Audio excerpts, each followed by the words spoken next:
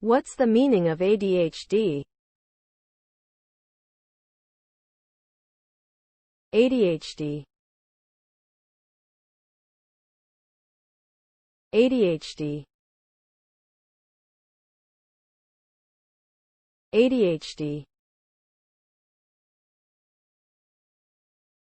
ADHD.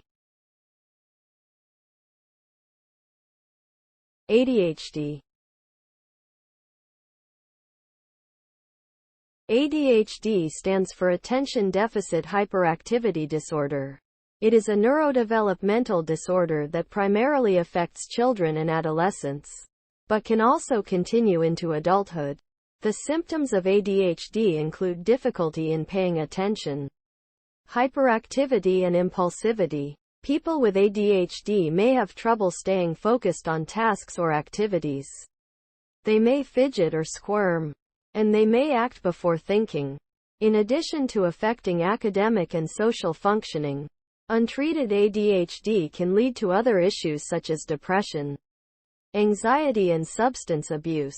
Treatment typically involves medication, behavioral therapy and/or lifestyle changes. With proper management, individuals with ADHD can lead successful and fulfilling lives.